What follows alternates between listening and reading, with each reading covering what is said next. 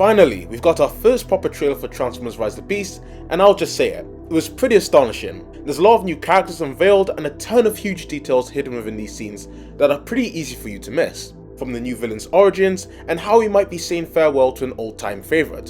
So without further ado, the trailer starts off with our main human star, Anthony Ramos, getting out of this transforming Porsche. Despite the similarity, this isn't Jazz, but another Autobot, Mirage, who's voiced by Pete Davidson.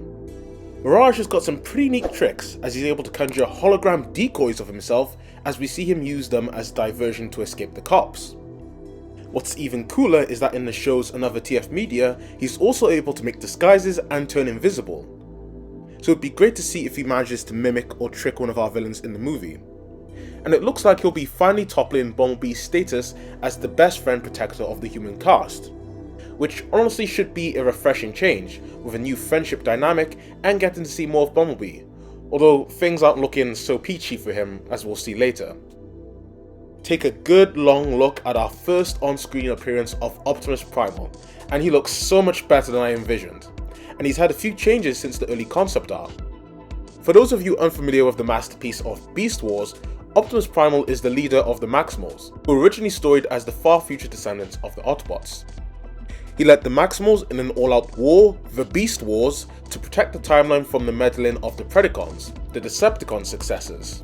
But now we see him crossing paths in the jungle with our main human characters Noah and Elena, who we know are searching for a long-lost ancient artifact throughout the movie. Ultimately, he gets into a standoff with his namesake, the newly designed Optimus Prime, who's ditched his iconic Ion Blaster for a new Bumblebee-esque arm cannon.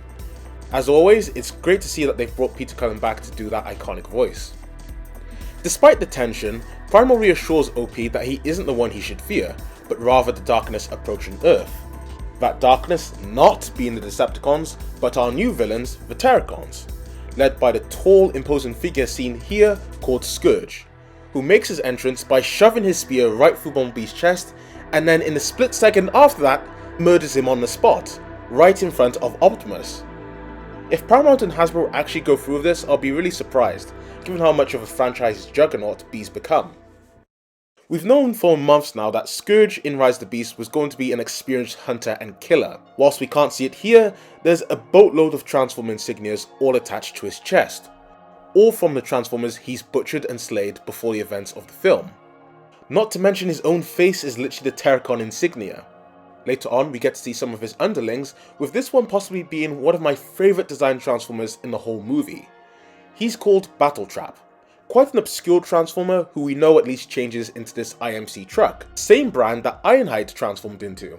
I say at least since the original Battletrap was what's called a Duocon, where he could split himself in half and transform into both a truck and a helicopter, although there's not really any helicopter kibble on the Rise the Beast version.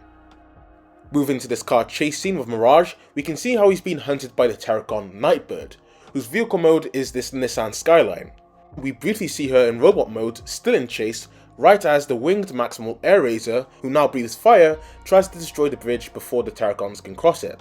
There's loads more Terracons in the final battle scene, but I'll get to them and the time shenanigans behind their origins in just a second.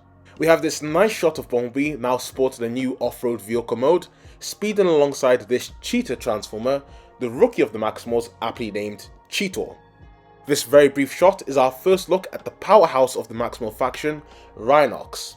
Think of him as almost being a cross between the weapon expertise of Ironhide and the medical know-how of Ratchet.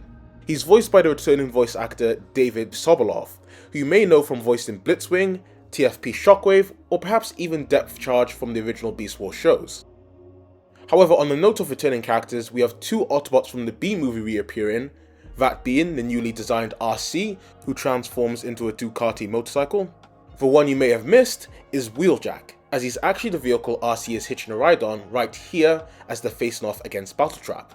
Ultimately, it all leads to this epic battle where both the Maximals and Autobots face off against the Terracons, where Optimus Primal finally reveals his battle-worn robot mode.